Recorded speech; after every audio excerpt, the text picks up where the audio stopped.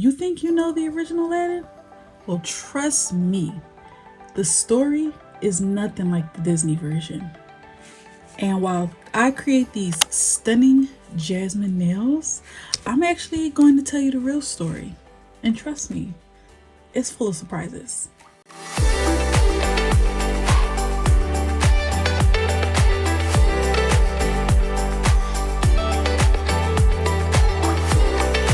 First, I actually just want to say Super Bowl champions.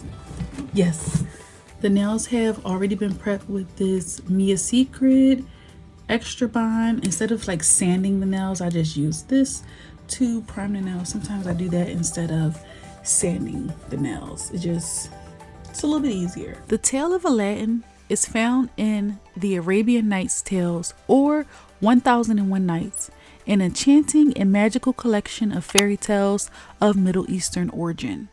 The Arabian Nights stories were first introduced to Europe in a French translation in 1704. Aladdin was not a part of the original Arabic manuscript of 1001 Nights. But guess what? The original story, Aladdin, is actually from China. Yep, a completely different world. And there is not one genie, but two.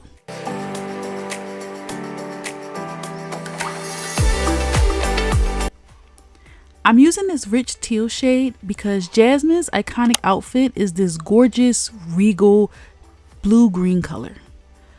Aladdin is a young boy living with his mother in poverty. His father is deceased. Aladdin is described as lazy and careless. Aladdin meets an African magician who claims to be his uncle. He convinces Aladdin to work with him and tells him he will grow up to be rich if he does whatever the magician tells him to do. Aladdin's mother is suspicious, but eventually she is convinced that the man is a long-lost relative. The man leads Aladdin into a cave and tells him to find a lamp. He gives Aladdin a ring for protection while in the cave. Now Aladdin finds the lamp, but refuses to hand the lamp over until he can get out of the cave safely, which is pretty smart. Because it's kind of like, if I give you the lamp, who's to say you won't take the lamp and then lock me in the cave?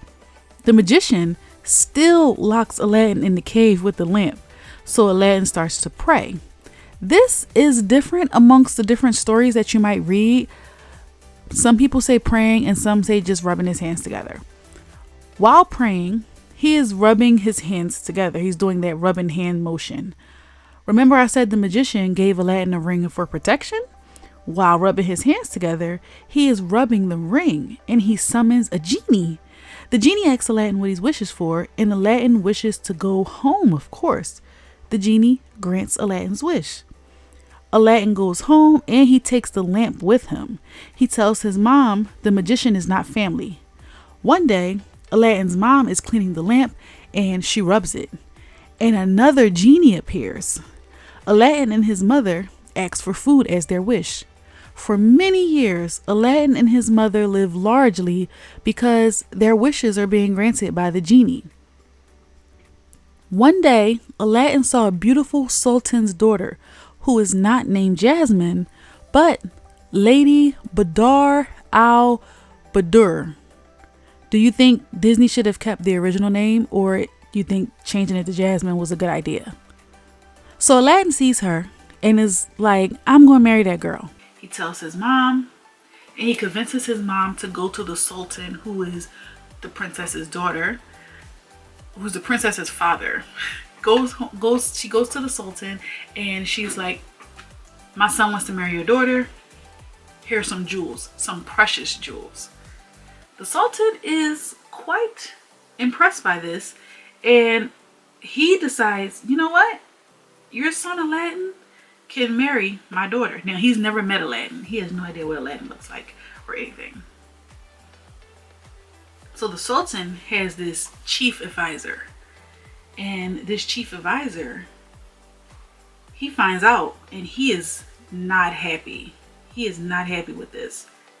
He believes that his son should marry the princess, not this random Aladdin fellow.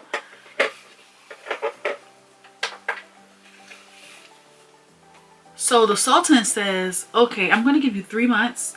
If you can get a better gift than precious jewels, then your son can marry my daughter.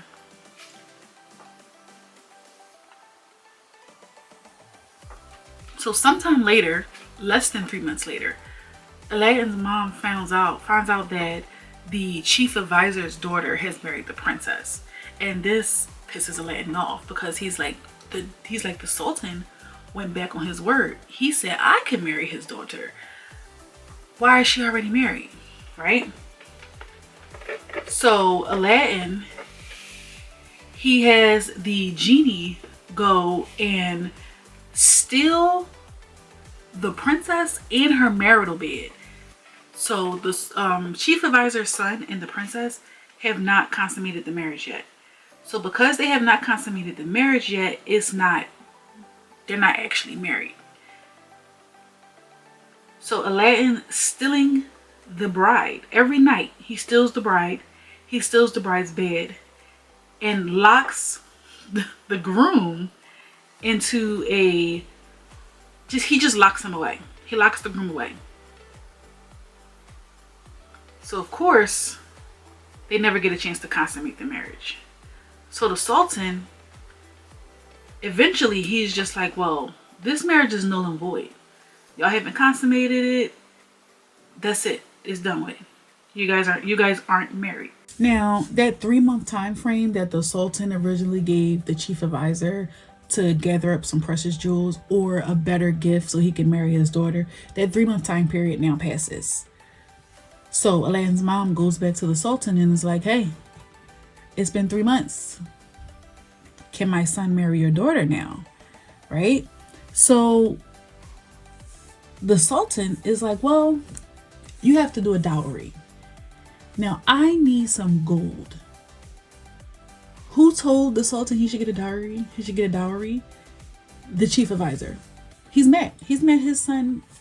The son's marriage, or he almost got married to the princess, but it became voided out because they never consummated it because of Aladdin and his genie. But they don't know that it's because of Aladdin and the genie. So he's mad that Aladdin is getting a shot now and not his son. So he tells the Sultan, hey, tell him to bring you a dowry. I think the chief of advisors was thinking that Aladdin wouldn't be able to do it, but they don't know that he got a genie, right? So Aladdin's mom goes back. Aladdin rubs the lamp. He asks the genie for the gold, and Aladdin's mom brings the gold back to the Sultan. The Sultan is extremely, extremely impressed by this, and he's just like, wait, I need to meet this boy. I need to meet this boy who has this stuff. He has these riches. So he does. And when he meets Aladdin, he's extremely impressed by the fact that Aladdin is so wealthy at such a young age. So remember the magician? Well, he used his magic to find out that Aladdin was actually still alive. And he has the lamp. So of course, he's like, wait a minute. What is going on? So he goes and he disguises himself as a merchant, and he shows up to Aladdin's home, and he says that he is trading old lamps for new lamps. Now, Aladdin is not home at the time when this happens. His wife is, the princess, she's home. So she goes and she has one of the servants look for any like old lamps, and they bring her Aladdin's lamp. She does not know that this lamp is magic. She don't know. So she gives the magician, who is disguised as a merchant, she gives them the lamp. And when he takes it, he immediately rubs the lamp. The genie comes out, and he wishes that the genie take the entire home, Aladdin's home, and the wife, and send them to Africa, which is where the magician is from. And that's what the genie does, because they're just there to grant wishes, right? Aladdin comes home and he's like, where's my home? And the Sultan is like, where's my daughter? So Aladdin says, I don't know where your daughter is. I have no idea what happened. So So the Sultan is upset and he tells Aladdin, I'm gonna cut your head off. I'm gonna cut your head off. When it's time to cut Aladdin's head off, the people of the town they don't like this. They love Aladdin. Aladdin is very well liked with the city folk. So Aladdin is able to make a deal with the Sultan that if you give me 40 nights, I will find your daughter and bring her home. Aladdin has no idea how he's going to do this. So he's thinking, and he's most likely pacing back and forth, trying to think about what to do. And while he's pacing back and forth, he's rubbing his hands together and he's trying to figure out what to do. He still has the ring on. This whole time he's been using the lamp for wishes and not the ring. So when he's thinking, he's rubbing his hands together and he rubs the ring. A genie appears. He's like, great. Hey, bring my wife back. And the genie is like, can't do that, partner. Because the genie in the lamp is more powerful than me and I can't override what he does. However, I can transport you to where your home is. So Aladdin is like, bet, do that. The genie transports Aladdin to Africa, into the home, his home. Aladdin sees the princess and they secretly conspire to come up with a plan to put something in the magician's food or his drink so he can become unconscious. The magician has grown pretty fond of the princess, so she's easily able to do this. The magician becomes unconscious. Aladdin kills him and he wishes for his home and his wife to go back to China, and that happens. When they come back to China, of course, the Sultan is extremely happy. All he wanted was his daughter back. Aladdin gives the whole story of, this is what happened.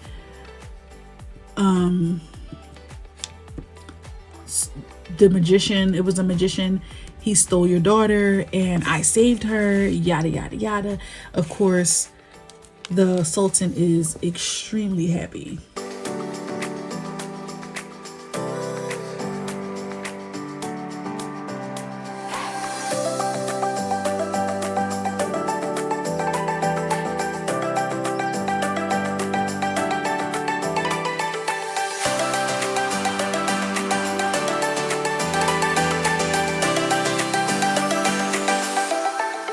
You think this is the end?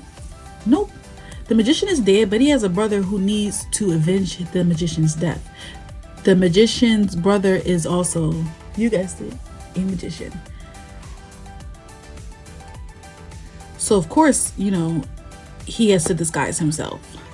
So he decides to disguise himself as a holy woman, right?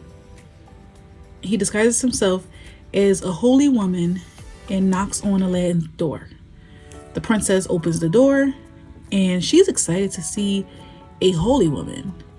And she's like, you know what? You should live with us. And the holy woman is like, that's a great idea. But you know what I think would be perfect for this home? A roc's egg. Hang it from the ceiling.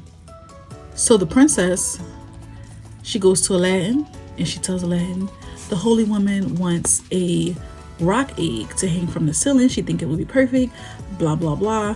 Aladdin is like, of course, let's do it. Aladdin asks the genie, can you give me a rock's egg? The genie goes off. He goes crazy because why are you asking for this? Okay. The genie reveals that the rock is the mistress who rules over the genie. So why would the genie want that? Why would the genie want the mistress who rules over him to be there? But of course, Aladdin didn't know this. Then the genie reveals that holy woman that y'all let up in your house is actually a magician. No holy woman in sight. That is a magician. So of course, Aladdin is like pissed. He's pissed at this. So he's like, wait, we need to get this fella. We need to get him. So he concocts a plan to pretend that he is sick, that he has a headache specifically, and he needs the powers of a holy woman to cure him. So the holy woman, who is actually the magician, comes over to heal him or cure him, and Aladdin kills the magician. Aladdin and the princess, they live happily ever after, and Aladdin eventually becomes sultan when the princess's father passes away.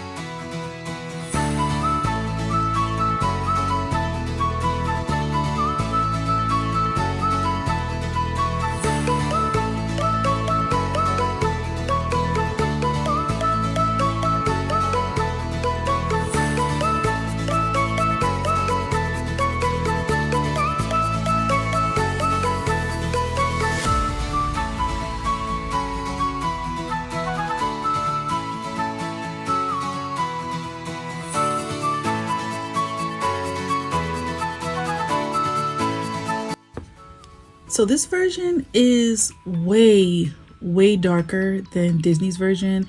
There's no Abu, no magic carpet, and definitely no a whole new world moment. In the Disney version, the city of mystery and enchantment is a fictional city imagined for the film, which came out in 1992. The inspiration was a city in Baghdad in Iraq.